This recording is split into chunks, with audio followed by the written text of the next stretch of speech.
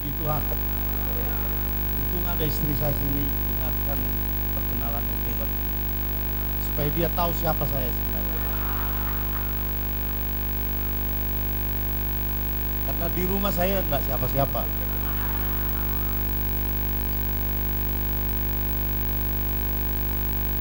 Saudara-saudara yang kekasih dalam nama Tuhan, saya percaya bahwa setiap momen yang kita lalui bersama dengan Tuhan akan berdampak paling sedikit kepada kita. Tidak ada orang yang bertemu dengan Yesus dalam setiap kesempatan apapun yang tidak memiliki konsekuensi logis dari pertemuan dengan Tuhan. Kalau pertemuan itu dilakukan dengan serius. Kita sekarang sedang masuk di dalam wilayah yang sangat aneh. Menurut saya sangat aneh karena di kalangan ilmuwan saja zaman ini adalah sebuah zaman yang tidak bisa diantisipasi lagi oleh sekedar kemampuan penalaran rasional otak manusia. Karena sudah ada otak ciptaan manusia yang lain, yaitu komputer, yang berpikir lebih daripada kemampuan berpikir manusia. Jadi kita sedang hidup di dalam zaman itu sekarang. Kalau sekarang saja Rasul Paulus berada di dalam zaman kita ini, dan dia mau menuliskan semua pengalaman intelektualitasnya dan pengalaman teologisnya yang dilakukannya 2000 tahun yang lalu, tetapi kalau dia hidup sekarang, maka seluruh tulisan Rasul Paulus yang 14 itu secara substansial tidak akan sama. Karena dia akan memiliki analogi-analogi yang baru. Kalau kita lihat Yesus memberikan analogi, dia memberikan analogi yang kontemporer. Sebuah kebenaran firman, sebuah kebenaran spiritual yang mau diterangkan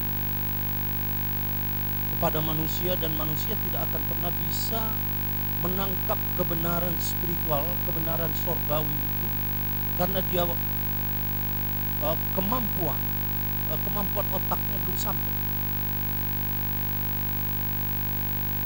Dia berkata kepada Nikodemus, yang di dunia ini saja aku ceritakan kepada engkau, engkau tak mengerti.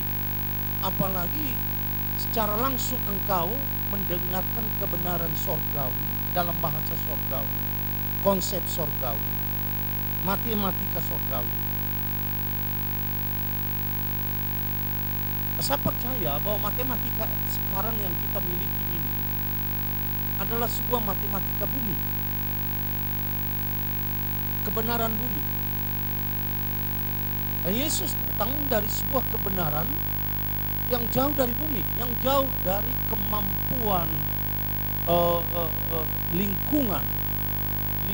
Dia berada di lingkungan kekekalan, di lingkungan sorga, di lingkungan yang tidak pernah dilihat, yang tidak pernah dikunjungi, yang tidak pernah tahu. Barangkali di alam semesta kita ini kita tahu apa yang disebut sebagai black hole, lubang hitam.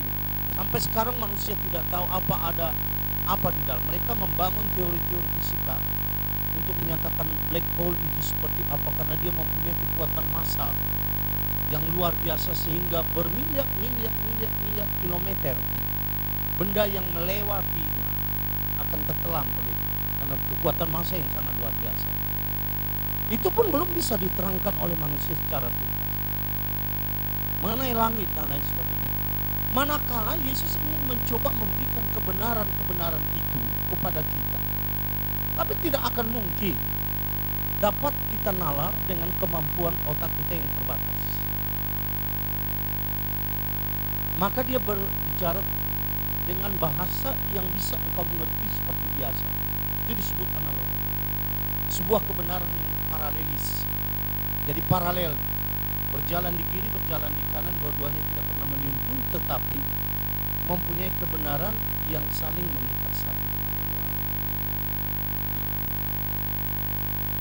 lain. Nah, otak manusia ini adalah otak yang kita warisi dari Adam, ciptaan Tuhan. Kita tidak berdebat tentang Adam itu sebenarnya apakah itu keturunan Pithecanthropus erectus atau adakah dia itu manusia ya. Alkitab tidak pernah berbicara itu. Menurut saya wilayah Pithecanthropus erectus itu berada di wilayah Kejadian 1 ayat 1 dan Kejadian 1 ayat 2. Jadi saya tidak pernah mengatakan bahwa Adam itu adalah hasil dari evolusi atau teori evolusi yang dibangun oleh Darwin selama bermiliar tahun sehingga Adam datang. Tetapi yang saya tahu bahwa Allah memperkenalkan kepada kita manusia Adami yang pertama. Manusia Adamic human being, the first Adamic human being. Itu yang diperkenalkan. Dan ini orang punya otak.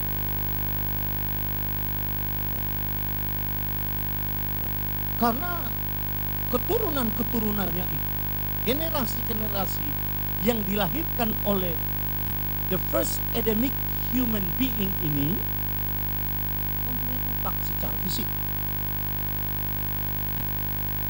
Nah, otak ini sebenarnya menurut beberapa ahli adalah sebuah kemampuan yang diberikan oleh Tuhan kepada manusia untuk melihat, untuk menganalisis, untuk mencoba menggali kebenaran-kebenaran natural yang ada di alam semesta ini. Jadi rahasia alam semesta ini digali. Jadi otak kita itu sebenarnya tidak pernah diciptakan oleh Tuhan sebagai sebagai otak yang kosong, tetapi dia adalah otak yang sudah jadi. Bagaimana engkau menggunakan, bagaimana kita menggunakan dalam ruang dan waktu, tentu ada prosesnya. Maka otak kita itu akan meneliti semua rahasia-rahasia alam, rahasia ciptaan, rahasia every created being. Apakah itu mungkin malaikat atau makhluk-makhluk yang mikroskopik, makhluk-makhluk yang sangat kecil yang tidak bisa dilihat oleh mata dan lain sebagainya. Itu otak kita mampu. Jadi dia itu sebenarnya sebagai media yang luar biasa. Nanti kita lihat bagaimana era digital itu menjadi bagian dari kehidupan gereja.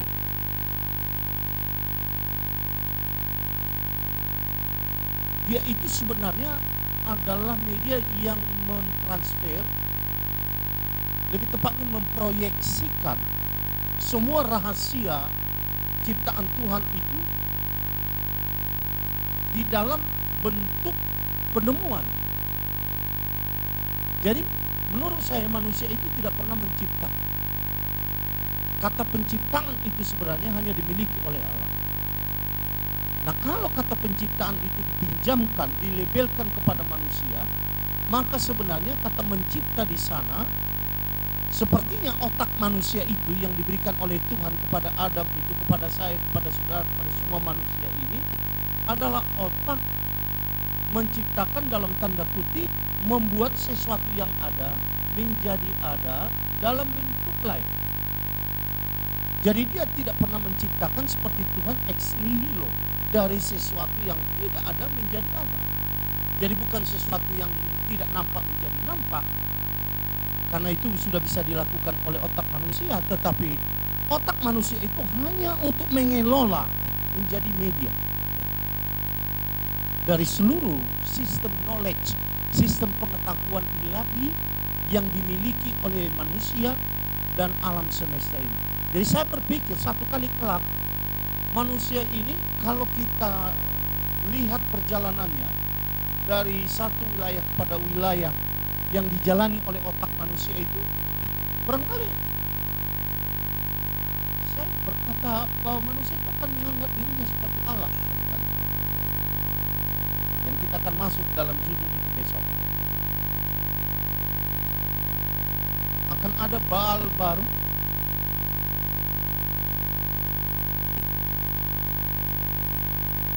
akan ada God atau playing God dan lain sebagainya. Kita akan coba lihat. Saya hanya mau memperlihatkan contohnya seperti ini. Jikalau ada sebuah konsep yang menyatakan bahwa kita akan main bola,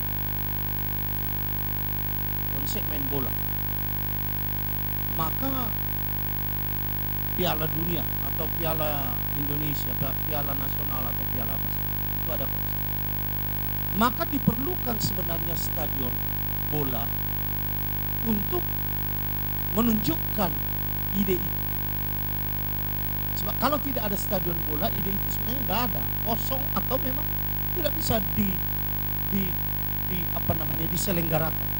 Hanya ada stadion bola untuk bisa menyatakan permainan bola, pertandingan bola itu akan terjadi. Jadi dia media saja. Stadion bola itu tidak menciptakan permainan bola. Otak itu tidak menciptakan apa-apa. Dia akan menemukan rahasia-rahasia ilahi. Seberapa banyak itu saya pun tidak tahu. Saya tidak bisa berpikir 100 tahun yang akan datang seperti apa bumi ini. Sebentar kita akan bicara apa keadaan sekarang. Dan gereja hidup di situ. Nah, kalau cucu saya sudah dewasa, dia tidak lagi sama seperti saya sekarang ini.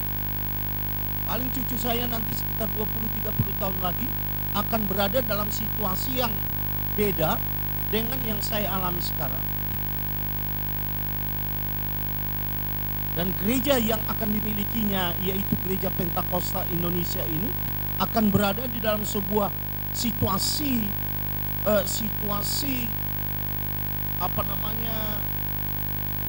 keadaan yang sudah aneh. Kalau saya hidup 20-30 tahun lagi dan mencoba untuk memberitahu informasi yang ada di sana pada zaman saya ini, maka saya akan bingung menjadi orang di sana 30 tahun lagi. Jadi otak manusia diciptakan oleh Tuhan. Saya teringat ketika gereja panik pada hasil-hasil ciptaan manusia. Panik. Gereja pernah mengalami sejarah seperti itu. Ketika Bapak Penturi tadi ngomong mengenai Isaac Newton, Copernicus, Galileo Galilei, ya, maka gereja panik pada waktu itu. Padahal mereka ini hampir seluruhnya adalah pendeta-pendeta. Mereka ini adalah pendeta-pendeta Katolik yang menemukan alam itu, gravitasi oleh Isaac Newton,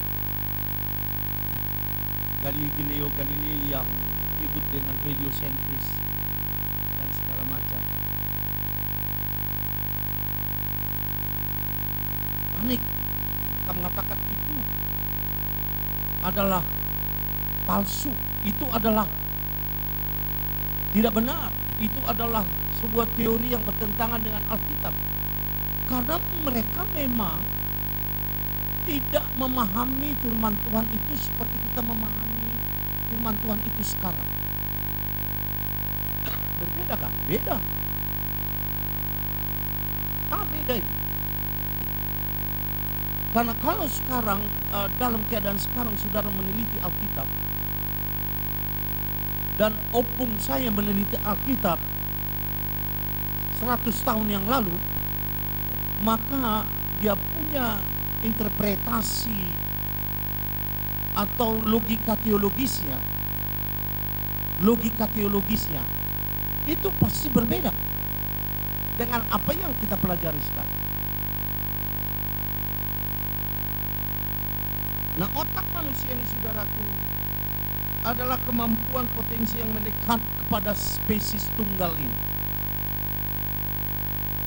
Sedangkan untuk spesies-spesies yang lain mereka tidak memiliki. Saya pun tidak tahu kenapa monyet itu tidak bisa berpikir seperti kita, padahal 90%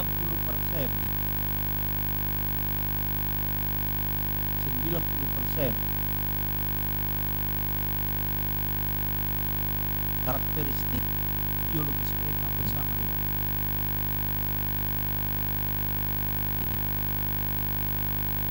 bisa ditawar.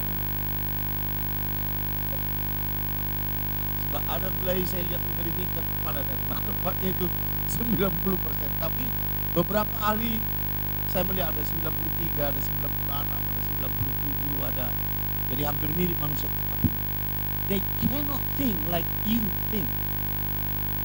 They are different species. We are special species created by God. Karena dia menciptakan manusia itu sepeta dan segambar dengan dia. Yang dimaksud sepeta dengan segambar dengan dia, apakah mukanya? Dia punya 2 telinga, dia punya 2 mata, gigi yang putih, rambut yang putih atau hitam, darah yang merah, metabolisme yang sama. Saya tidak melihat Alkitab itu senaif itu. Saya melihat bahwa Allah menciptakan sepeta segambar dalam banyak dimensi. Pertama, dia sebenarnya makhluk kekal. Allah itu kekal. Hanya saja rupanya dosa itu yang membuat dia menjadi terbatas. Itu pun dia masih bisa hidup 930 tahun. 930 tahun hidup dia. Saya kurang tahu kenapa dia bisa hidup begitu. Barangkali karena Metusalah hidup 969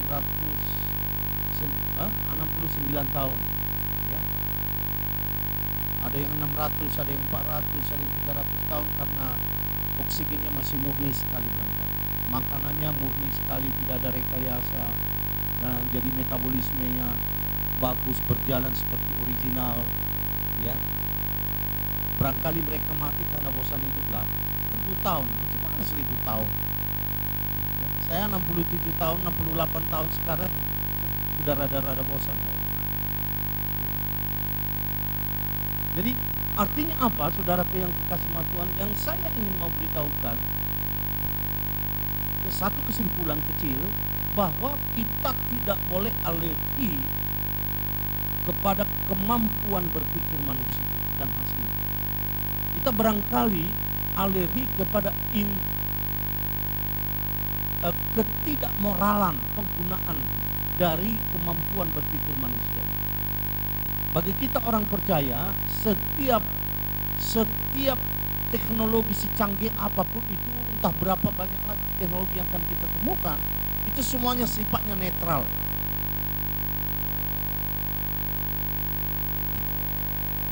It comes from the potential that God give to human. Karena itu datang dari potensi yang Allah berikan kepada manusia. Dia mengutip tadi, Bapak Profesor itu mengutip, karena saya suka mengatakan itu. Kejadian 11 ayat 6. Oh, bukan di sini, di sana ya. Kejadian 11 ayat 6 tadi waktu di sana. Ya, lupa panitia. Panitia sih mikir mengenai amplop aja. Saya dia lobby. Pak Riyandi, ya. Apa saja yang mereka rencanakan akan jadi. Itu dia punya otak. Saya belum berbicara tentang otak spiritual. Ini masih otak fisikal. Ada fisik. Itu saja sudah luar biasa.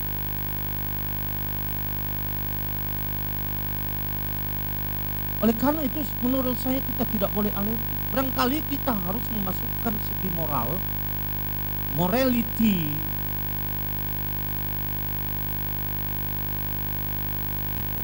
yang harus menjadi kendali dari teknologi. Adakah moralitas yang kita sudah pikirkan untuk sebuah teknologi?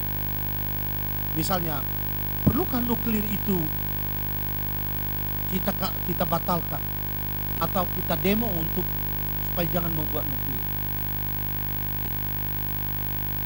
Yang saya tahu, kalau nuklir itu adalah digunakan untuk menjadi industri nuklir senjata, nah itu alamat hancur. Tapi kalau itu digunakan untuk nuklir, tenaga listrik, barangkali nuklir, reaktor nuklir untuk energi, barangkali tidak ada masalah. Jadi gereja itu sebenarnya hanya membuat sebuah balance tentang moral yang melekat atau yang dilekatkan kepada setiap tindakan, perbuatan, hasil, produksi daripada manusia itu sendiri. Saya ingat dulu ketika David Copperfield membuat pertunjukan di televisi dan datang ke Indonesia kalau saya tidak salah, dengan menghilangkan pesawat terbang, dia bisa dibungkus dengan apa namanya itu,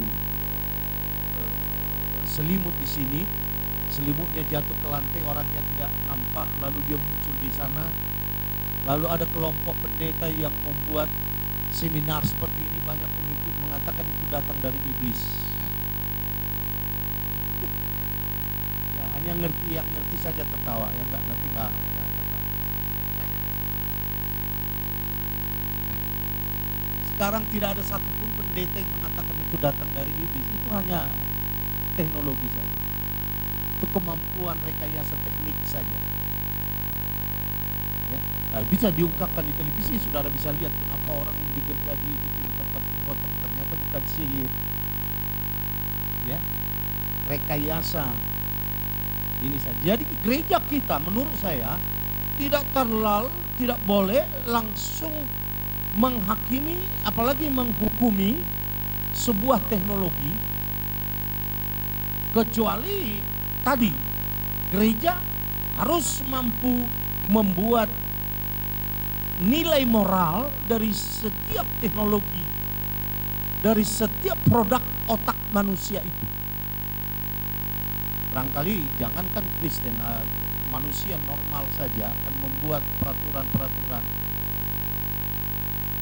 yang masuk akal dan tidak masuk akal. Kalau kau punya rasional yang tinggi, barangkali akan masuk akal. Yang tidak masuk akal, barangkali kau terjebak dalam sebuah ideologi atau doktrin yang aneh-aneh.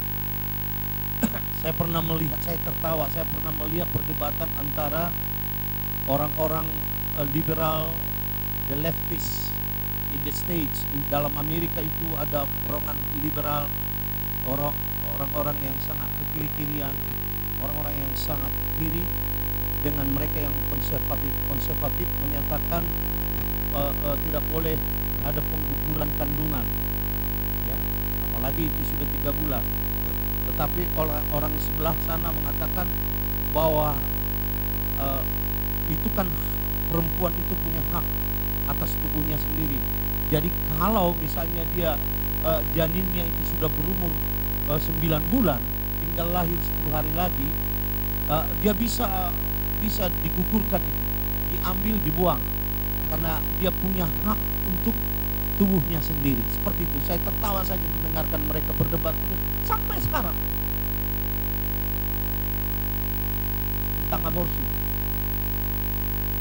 Nah, gereja sebenarnya di sini harus memiliki kemampuan untuk menilai secara gerejawi, secara firman Tuhan, setiap produk-produk yang dilakukan oleh manusia.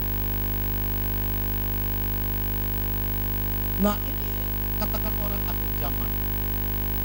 Akhir zaman ini. Nah, saya harus mencoba membuat definisi zaman, akhir zaman ini. Ya, kita harus redefinisikan itu. Kalau tidak, kita terjebak dalam zaman yang tidak akan pernah berakhir. Ya. Jadi menurut saya, akhir zaman itu adalah masalah ruang dan waktu yang dijalani gereja, dimulai dari naiknya Yesus ke dalam sorga dan kembalinya dia nanti. Nah, ini waktu yang disebut sebagai akhir zaman.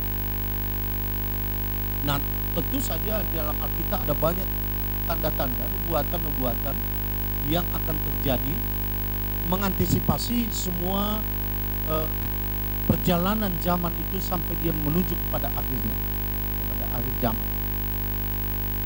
Jadi akhir zaman itu tidak ada waktunya. Kita mau buat peta zaman tidak salah, kan kita suka buat zaman, peta zaman.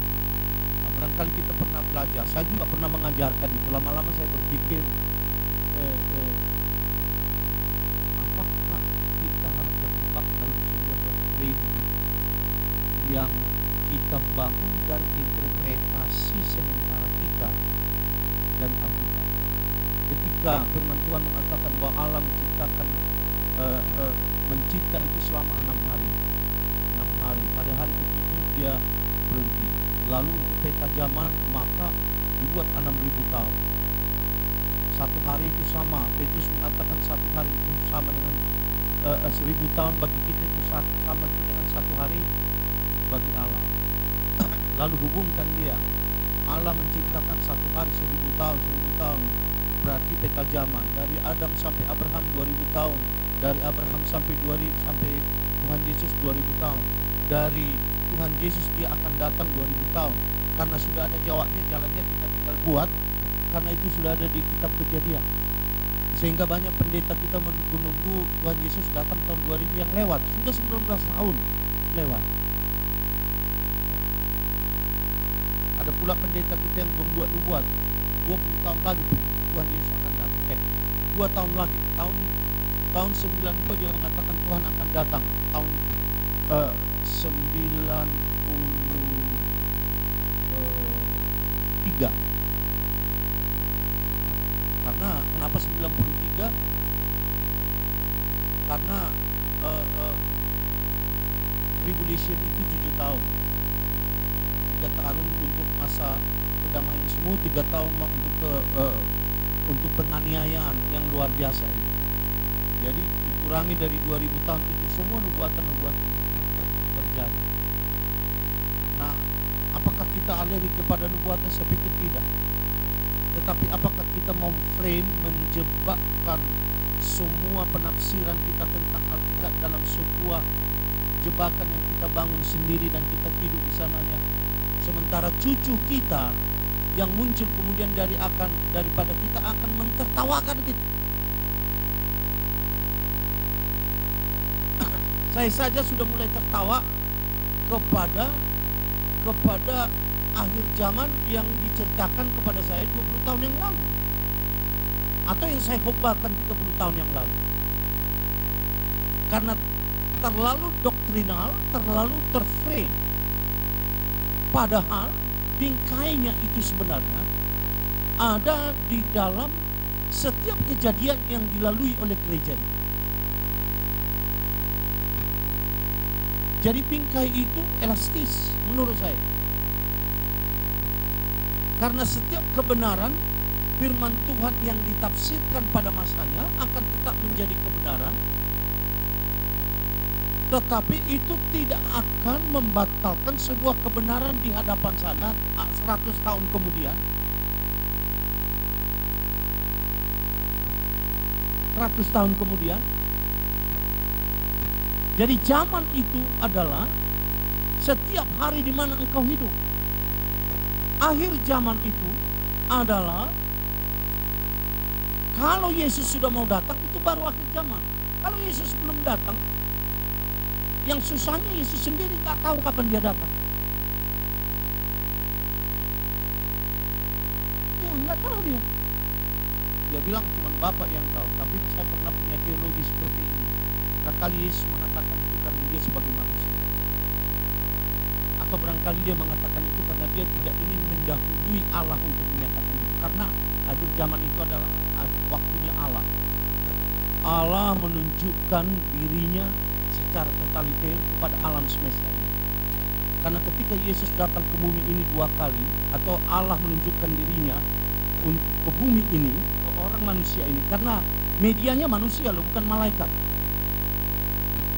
Semua Allah yang kita kenal itu medianya itu manusia, ciptaannya manusia ini, tidak malaikat. Kadang-kadang saya berpikir, ini maafkan saya, mungkin ini tidak cocok dengan estetikmu.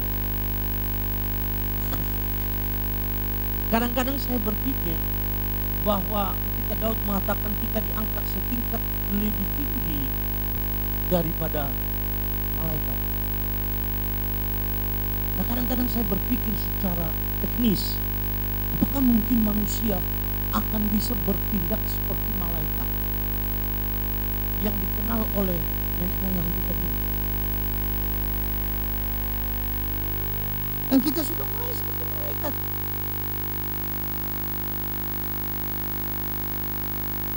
Arah ke situ sudah mulai ada.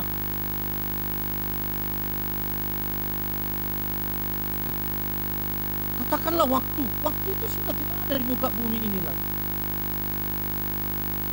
Mana ada waktu lagi? Karena di Amerika sekarang itu katakanlah menjelang pagi hari, itu bisa engkau saksikan dengan mata kepalamu sendiri pada saat itu. Jadi engkau tidak perlu merubah waktumu, merubah ruangmu untuk mengetahui seluruh dunia yang berputar 24 jam atau 23 jam 56 menit satu hari, mengelilingi matahari 365 hari per tahun.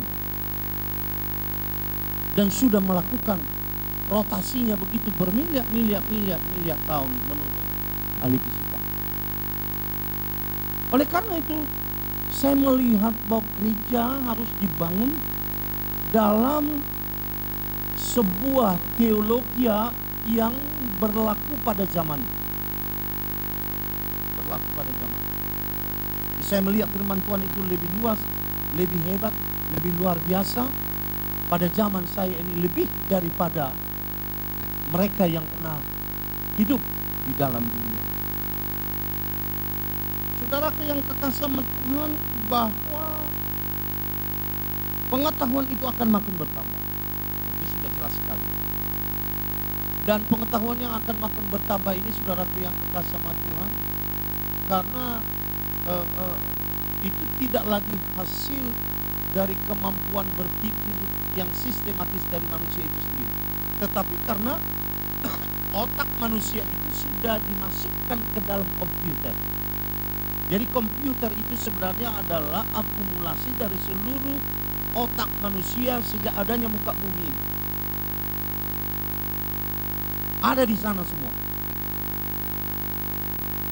Dan yang ngerinya, otaknya ciptaan manusia ini, yaitu komputer itu, saudara bicara tentang digital, itu bicara tentang komputer, itu dapat mengganda-gandakan pengetahuannya dengan luar biasa.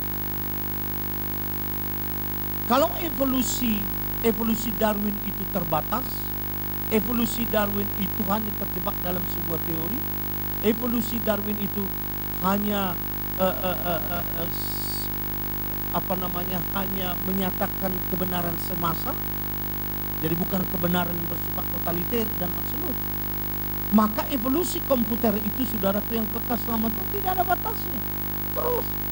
Dan kedua, dia bisa rekayatif. Komputer itu sudah bisa merekayasa sebuah kejadian 1000 tahun lagi sendiri, dia pikir sendiri. Dia self improvement. Jadi sudah ada diri di komputer itu, sudah ada diri, tanda kutip diri, self. Saya takut ini nanti diberikan nyawa, dan ini akan menjadi salah satu binatang yang diberikan nyawa dalam kitab Wahyu. Dan barang siapa yang tidak menyembah dia, maka akan dibunuh lagi. Wahyu pasal berapa? Sudah lupa. Hah? 13 nih? Itu tuh mitawar. Mau suaranya sesona setengah ya gimana? Ya, seperti itu. Menurut saya seperti itu. Oleh karena itu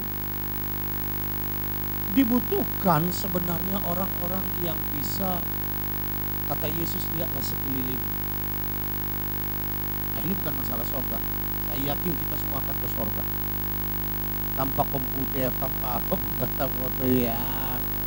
Parjolo doh tu surga ngai, ini mah ini portibiok sudah fokus. Apalagi sorga lah yang perlu. Jadi menurut saya, coba ya perhatikan ini. Karena tidak ada satu ruang dan waktu pun, saudaraku, yang akan yang akan kita labelkan kepada apa ini, kepada komputer. Dia akan berlipat kali ganda terus menerus. Ini bukan masalah revolusi industri 1.0 kepada revolusi industri 2.0 kepada revolusi industri kepada 3.0 dan revolusi 4.0. Jaraknya jauh itu, sangat jauh. Memerlukan waktu puluhan bahkan ratusan tahun supaya revolusi-revolusi ini berjalan. Dari revolusi industri 1.0 munculnya tenaga uap sehingga tenaga uap ini menjadi sebuah energi yang baru untuk umat manusia di dunia ini, yang melahirkan berbagai-bagai pergolakan di dunia ya, secara mekanis masuk kepada revolusi industri 2.0, revolusi di mana listrik ditemukan.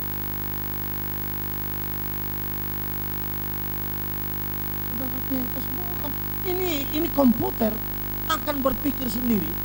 Bahkan ada 3-4 buku yang saya pernah baca.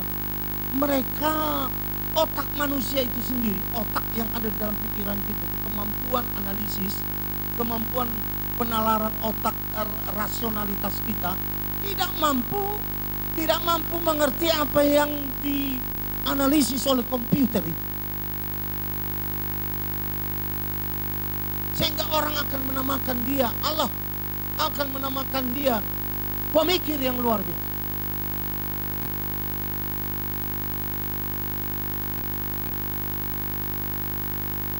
Kadang ada orang bertanya, apakah antikristus itu nanti semacam komputer? Saya bilang, nggak tahu lah, tapi saya bisa saja mencari ayat untuk membuat jalannya kan gitu. Biasanya kalau sudah dapat jumlahnya, suka kita mau bikin berapa jalannya kan gitu. 10 itu bisa 9 tambah 1, bisa 11 kurang 1, bisa 1.011 dikurang 1.000 apa sih. Jadi kalau saya sih pengkhotbah biasanya gitu aja. Dia dalam Alkitab begini ya, dia buat jalannya seperti itu ya. Engkau kalau aku tidak bisa lagi dikhotbah seperti itu. Nenek saya bisa, cucu saya sudah tidak akan bisa lagi. Kau harus mempunyai pendekatan dalam zaman. Nah, saya tidak mengatakan ada perubahan firman Tuhan, tidak ada perubahan firman Tuhan. Manusia itu tidak akan pernah berubah karena teknologi. Dia tetap orang berdosa, dia tetap orang yang memerlukan, dia makhluk psikologis yang memerlukan kedamaian, memerlukan keamanan, memerlukan pertolongan, penghiburan. Teknologi tidak bisa menggantikan itu, tidak bisa. Jadi gereja itu tetap memberikan sebuah jawaban yang sangat luar biasa kepada manusia itu. Justru harus gereja yang memberikan itu kepada mereka. Karena kita tadi punya apa yang disebut yang melampaui. It's beyond your mind. That's the Spirit of God. When the Spirit of God moves, He moves beyond your mind. Dia melampaui pikiran, melampaui akal budi.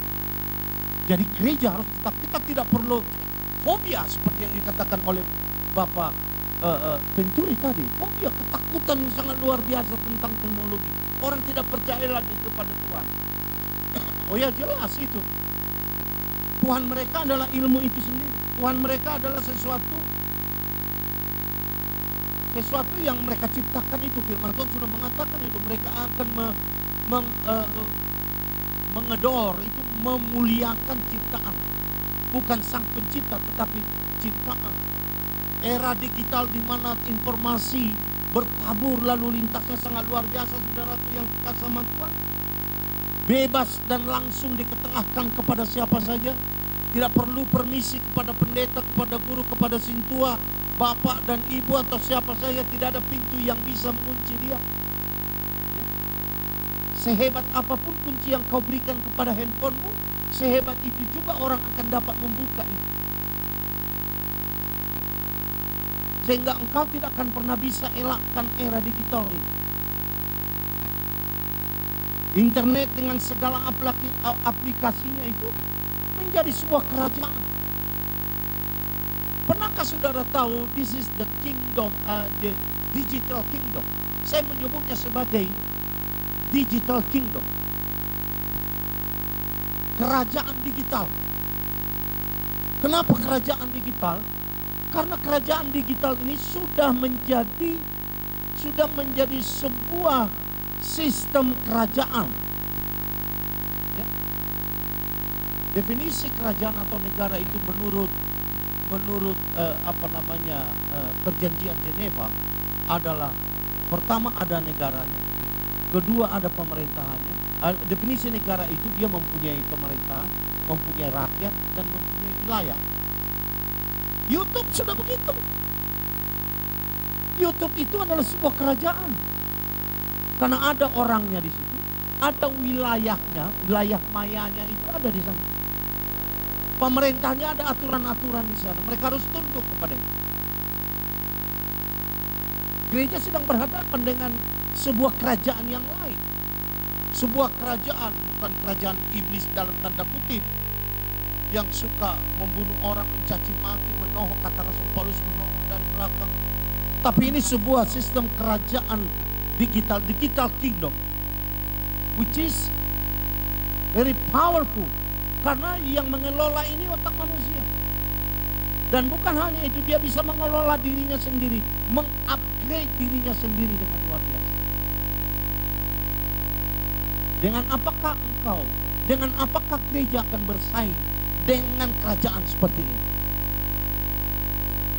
Nah, tetap saya katakan bahwa setiap teknologi ciptaan manusia itu bersifat netral. Dapat digunakan untuk yang buruk, dapat digunakan untuk yang baik. Begitu maksudnya, netral. Sama itu seperti ulos. Ulos itu netral. Bisa kau gunakan untuk untuk keberhalaan, tapi bisa kau gunakan untuk tutup meja. Bisa kau gunakan juga untuk selendang, bisa kau gunakan juga untuk kolor, bisa kau gunakan. Sekarang banyak kolor mirip ulos.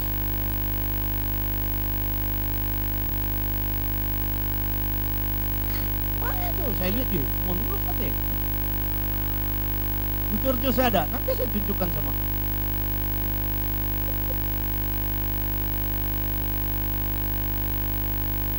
Jadi kita tidak terjebaklah, terlalu rendah kita di situ. Kacau ini kita, nggak udahlah, ini kita akan mencoba namanya high impact ministries. Itu ngope so yak tusi hoa lah matan nyo. Mandok pe ho pas. High inanakin, high.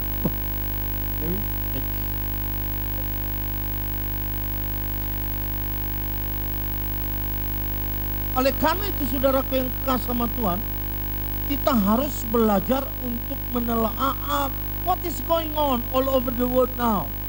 Apa yang sedang terjadi di dalam dunia ini sekarang? Ya? YouTube, WA,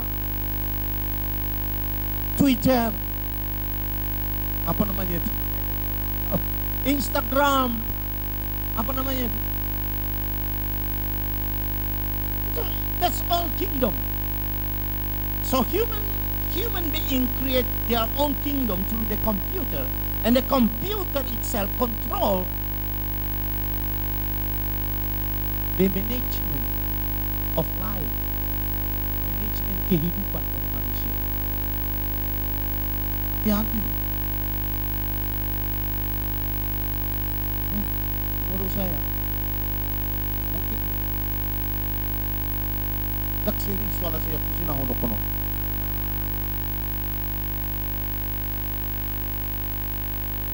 Tapi bagi saya ini saya serius. Umur saya sudah dekat. Siapa yang di sini? Yang ada. Sal Purusudi.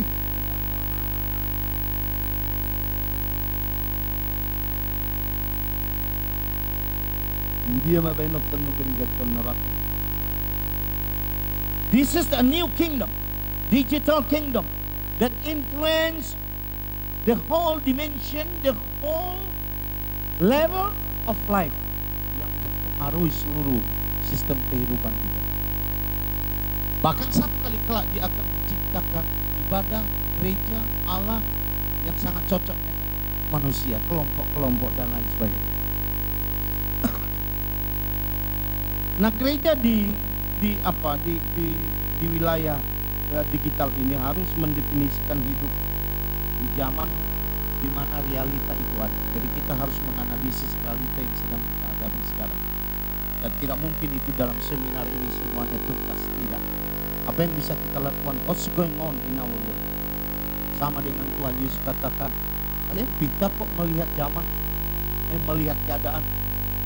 Kalau saudara lihat pohon ara itu bertunas, sudah tahu bahwa ini saudara tidak bertunas, sudah tahu. Kalau sudah lihat embun, sudah katakan bahwa hujan akan datang.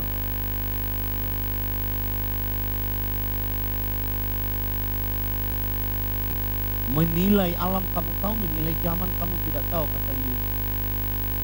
Dia sebenarnya bukan marah, cuman dia hanya ingin memberitahukan kepada kita satu kebenaran bahwa sebenarnya kita harus pintar menilai zaman. Gereja yang pintar menilai zaman. Jadi jangan asik dengan dirinya sendiri saja. Menjadi sekelompok yang tahu apa yang sedang terjadi. Menjadi sekelompok bukan hanya menjadi bulan-bulanan dari zaman itu sendiri, tetapi menjadi orang penentu di dalam zaman itu sendiri. Nah, saya tidak katakan kita menjadi ahli-ahli teknologi yang luar biasa, tidak. Itu yang pertama. Kita harus mengerti apa yang sedang terjadi dalam dunia ini, ya. Artinya prinsipnya apa yang berguna, apa yang tidak berguna, bebaskah kita melakukannya atau tidak bebas? Ada yang tidak dosa tetapi tidak berguna, apakah kita lakukan? Bahkan kita bisa lihat dalam 1 Korintus pasal yang pasal yang ke-6 barangkali. Coba. Segala sesuatu halal bagiku, tapi bukan semuanya berguna. Segala sesuatu halal bagiku, tapi aku tidak membiarkan diriku diperhamba oleh suatu apapun. Ya itu. Segala sesuatu halal bagiku, tetapi tidak semua berguna. Sesuatu halal bagiku, tetapi aku tidak mau diperbudak oleh sesuatu itu. Barangkali kita baca lagi 1 Korintus pasal yang ke-10 ayat yang ke-23. 1 Korintus 10 ayat yang ke-23. Segala sesuatu diperbolehkan, benar, tetapi bukan segala sesuatu berguna. Segala sesuatu diperbolehkan, benar, tetapi bukan segala sesuatu membangun. Gereja harus mampu menganalisis what we should do.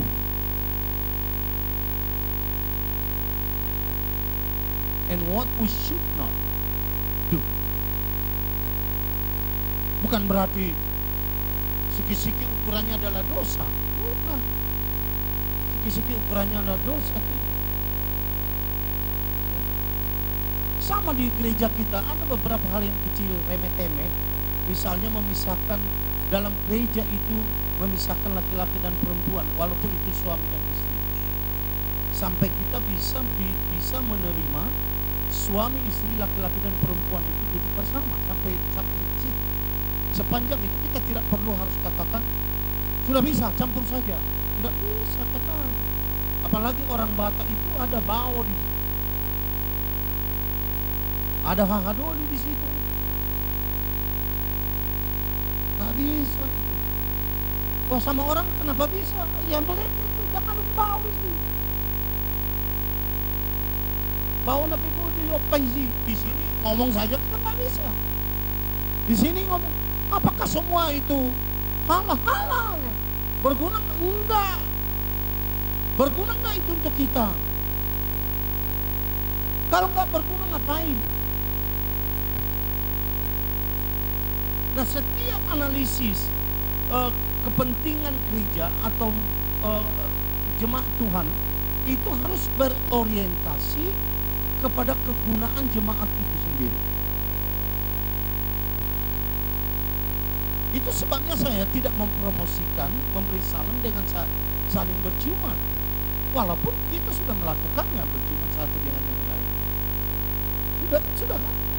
Tapi kalau ada jemaat kita tidak mau berciuman dengan orang lain, saya anggap itu satu kebaikan, satu kegunaan bagi dia. Ya. Nah, Amerika sudah sampai kepada siapapun dicium. Iya. Lamun babak, lamun leleng.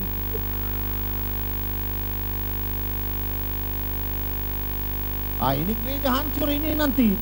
Kalau dasarkan tiru saja dari sana lakukan di sini, tiru saja dari sana lakukan di sini. Kita bergerak karena jati diri kita. Jati diri kita datang karena kita menganalisis apa yang bisa, apa yang tidak bisa menurut kita. Apa itu bisa sama orang lain, silakan.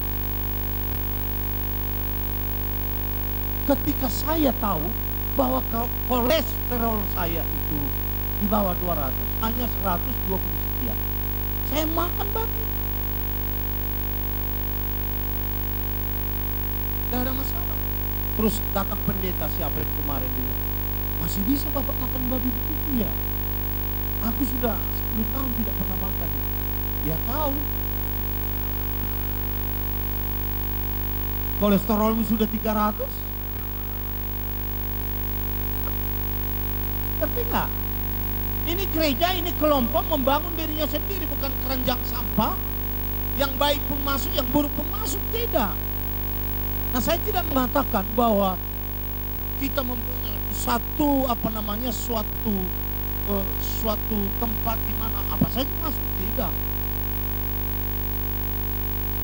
Dalam menganalisa keadaan ini sekarang, bagaimana engkau menggunakan? There must be the do's and the don'ts. Harus ada apa yang bisa kita lakukan dan apa yang tidak bisa kita lakukan sebagai gereja. Siapa yang menentukan ini? Yang untuk sementara saya lah. Sementara.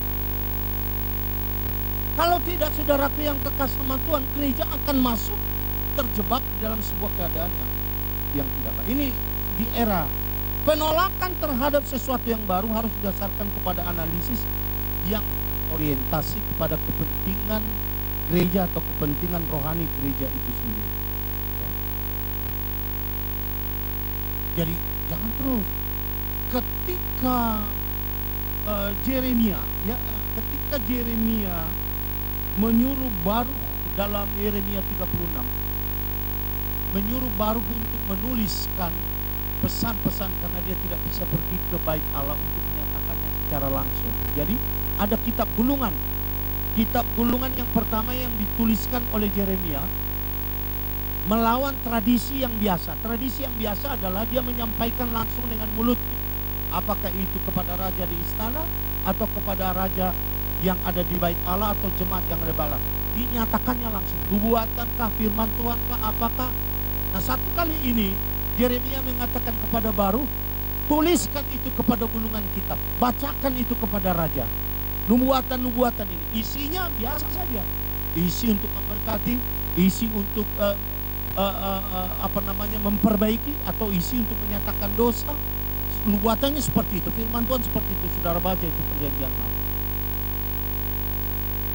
Dan Raja Yoyakim menolaknya, bahkan membakarnya. Jadi penolakan kepada suatu produk yang baru yang dilakukan di dalam di dalam penyelenggaraan ibadahnya orang-orang percaya kepada Allah itu bukan zaman sekarang saja, zaman dulu saja. Ada pendeta kita yang secara pribadi menolak televisi karena di dalam televisi itu banyak dosa. Saya kurang mengerti apa dosa itu yang paling cepat ditangkapnya atau bagaimana, saya kurang tahu.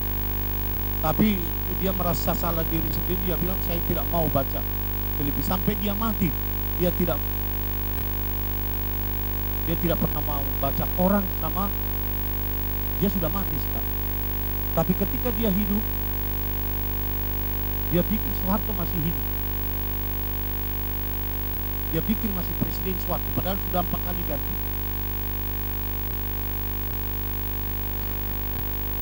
Dia pendeta loh, dia suka berkhotbah di gereja, tidak? Suka berkhotbah di gereja. Kalau permisi banyak ini, kalau kebukaan itu, gulung untuk maju. Ya seperti itu, saudaraku yang kita masuk dalam sebuah era yang kita harus sedikit hati-hati. Nah, saya tidak berbicara tentang main musik ya. Apakah ini bisa main musik atau tidak, halal seperti apa, tempering dance atau segala macam, atau bendera tadi. Ini bendera-bendera seperti tadi itu sudah 40 tahun yang lalu di Amerika itu. Mereka sudah tidak lakukan lagi, di sini baru mulai. Saya 40 tahun yang lalu di Amerika barulah mulai kayak gini. Tapi bagus, menurut saya tidak ada yang salah di situ. Ada, tetapi kalau ada yang lebih hebat nanti dari situ, paling sedikit kita harus menganalisis. Halalkah itu? Itu yang pertama, halal. Bergunakah itu?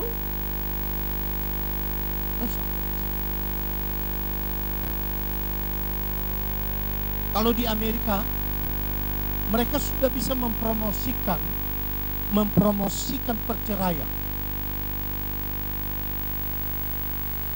Bahkan ada gereja yang mempromosikan. They promote divorce because they think it's the right of every human should be exercised. Jadi setiap hak dari manusia itu harus dilatih, harus diangkat ke permukaan. Yesus mengatakan nggak boleh cerai.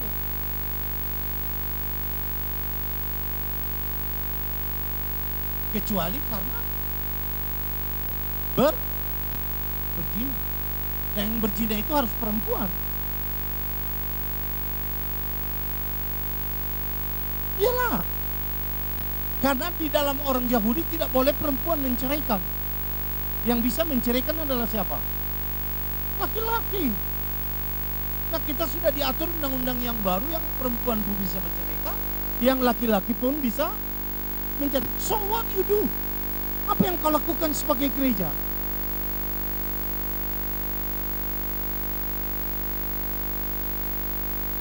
Ada yang datang pada saya. Gimana ini Bapak? Ada pendeta atau kenapa Pak? Yang mau dikawininya itu sudah cerai. Cerai pengadilan atau tidak? Tidak, dia kawin ke sana. Sudah kawin memang ini perempuan. Itu berzina namanya. Jadi kalau tidak diceraikan tidak ada perceraian walaupun dia punya suami 10 lagi. Tapi kan sudah kawin. Nah, ini bukan masalah kambing kawin ini. Ini masalah manusia kawin. Dan perempuan ini kawin sampai berapa kali dengan laki-laki, dia tetap terikat kepada suaminya yang pertama. Kalau tidak, itu menurut undang-undang kita. Bagaimana menurut Alkitab? Bisakah itu diberkati katanya? Kalau aku sih enggak, saya berkati. Jadi macam mana ini Bapak? Gak tahu aku macam mana itu. Kalau aku, saya sudah bilang tidak akan berkati itu. Jadi itu mah khusus ruang katanya. Terus dia ambil kesimpulannya, pintar orangnya ini. Bagus saya bilang. Ya punya teologi sendiri kan, punya doktrin sendiri. Nah saya nggak jawab, saya tutup saya handphone saya. Pada 2 tahun nomor dosa. Nah, waktu sudah mau habis 10 menit lagi, cuma ini baru 1 lembar.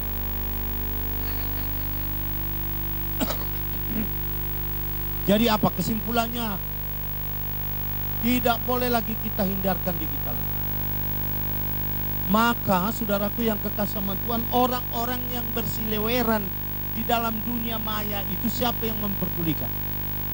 Kecuali ada penginjil-penginjil digital, misionaris digital. Sebentar lagi saya mau angkat si tua digital. Dia tidak berkhotbah di gereja, dia tidak punya tugas apa-apa di gereja, dia hanya punya tugas di internet. Dia punya apa namanya itu, sertifikat apa itu, beslet. Ya, ini beslet. Songko tahu aku kita isian. Nasoni nama beng salah sakwa. Enggak payah ini lah.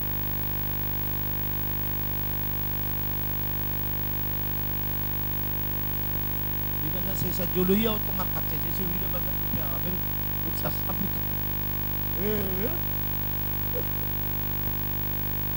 Kita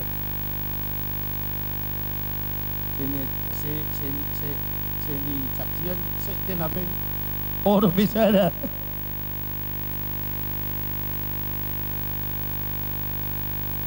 Saudara yang kekasih sama Tuhan itu harus ada di sana.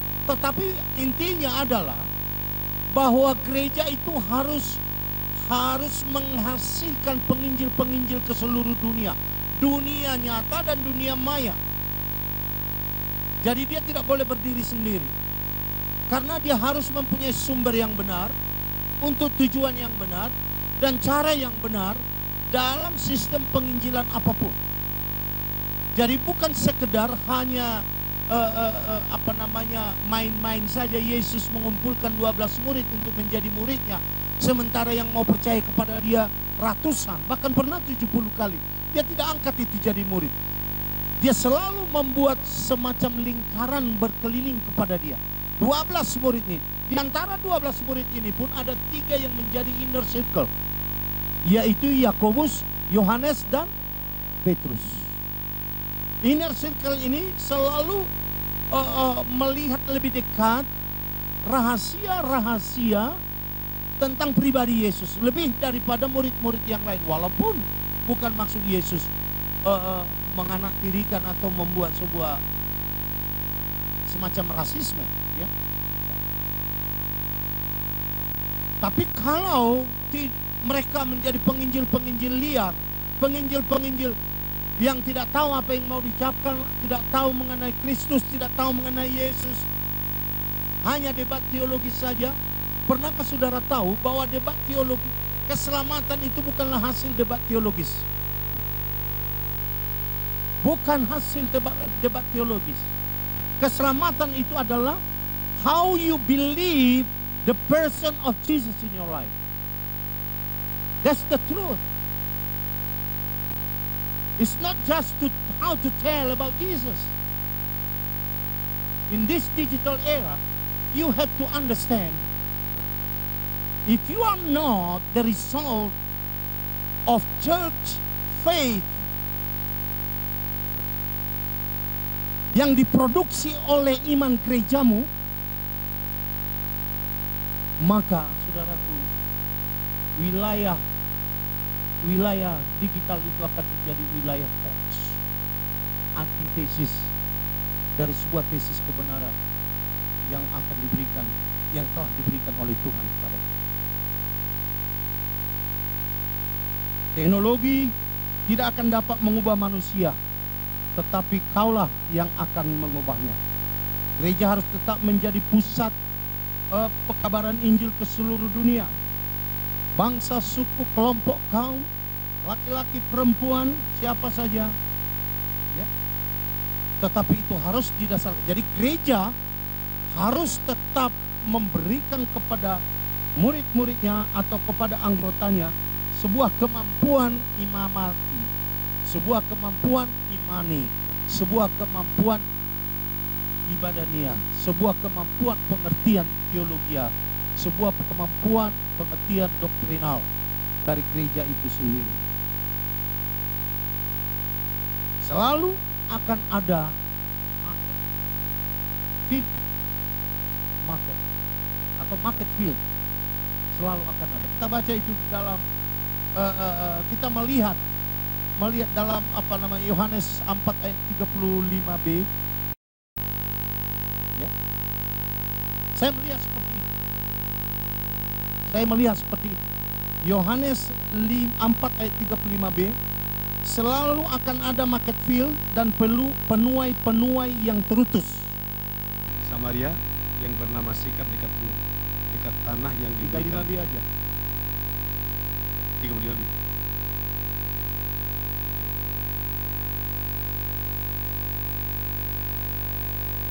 Bukankah kamu mengatakan 4 bulan lagi tibalah musim menuai? Tetapi aku berkata kepadamu, lihatlah sekelilingmu dan pandanglah ladang-ladang yang sudah menguning dan matang untuk itu. Nah ini sebenarnya apa yang diantisipasi oleh Allah. Kita tidak tahu apa lagi yang akan terjadi 20, 30, 100 tahun yang lalu. Tetapi firman Tuhan itu mempunyai dimensi kebenaran bersifat lokal dan bersifat kekal. Kapan saja dia bisa menjadi sebuah berita yang up to date pada zaman di mana gereja itu berlalu dalam ruang dan waktu. Kemudian harus ada orang yang diutus. Ayat 38, coba bacakan sebentar. 38a. Aku mengutus kamu untuk menuai apa yang tidak kamu usahakan. Nah, jadi ada pengutusan. Jadi untuk menjadi digital missionaries, to become a digital evangelist, you have to be the same one. Harus ada gereja yang mengutus engkau, membawa sebuah berita kebenaran, membawa sebuah sistem keselamatan yang diperkenalkan oleh Tuhan kepada kita supaya itu tidak berubah. Saya pikir demikian. Mungkin besok kita lanjut. Berikan tepuk tangan kepada Bapak kita. Terima kasih. Demikian maka sesi pertama ini.